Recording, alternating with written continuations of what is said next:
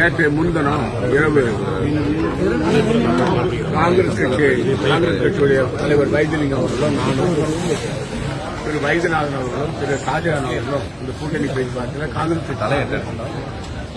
திராவிட முன்னேற்ற கழகத்தின் சார்பில் சிவா அவர்கள், திரு நாஜிம் அவர்கள், திரு சம்பத் அவர்கள் கலந்து கொண்டார்கள்.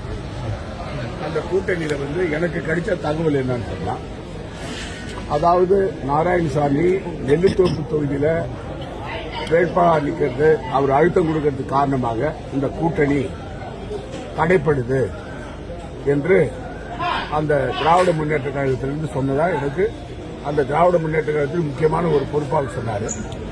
யார் சொன்னார்ன்றது யாருக்கிட்ட அவர் சொன்னார்ன்றதை நான் அப்புறம் சொல்றேன்.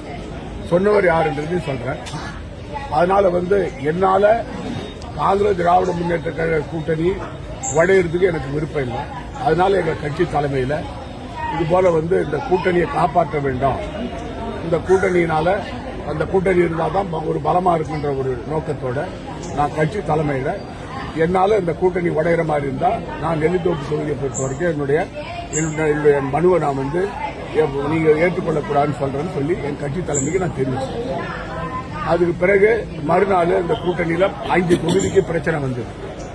அந்த 5 தொகுதிகளில் யாரு கூட்டணி ரெண்டு கட்சிகளும் கேட்கறாங்கன்ற ஒரு சூழ்நிலை வந்தது. அந்த சூழ்நிலையில இவங்க நம்ம கட்சி கூட்டணி தலைவர்களாம் உட்கார்ந்து பேச வேண்டிய ஒரு நிலைமை வந்தது. அதுக்கு பிறகு நடந்த சம்பவம் அவங்களுக்கு தெரிய நேற்றைய தினம் கூட்டணி பேசி முடிச்சிருக்கிறாங்க. இன்னைக்கு திமுகவுடைய வேட்பாளர் பட்டியல் வந்திருக்குது. காங்கிரஸ் பட்டியல் வேட்பாளர் இப்ப வரும்.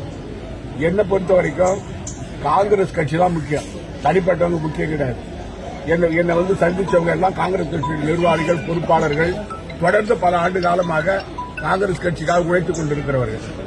அதாவது சட்டமன்ற தேர்தல், பாராளுமன்ற தேர்தல், இந்த பாத யாத்திரைக்கு அவங்களுடைய உழைப்பு மிகப்பெரிய உழைப்பு. அவருக்கு நான் நன்றி தெரிவித்துக் கொள்கிறேன். எனக்கு ஆதரவா அவங்க பேசுறதுக்கு அவருக்கு நன்றி. ஆனா இது தேர்தல் சமயத்தில் குழப்பம் உருவாக்கக்கூடாது.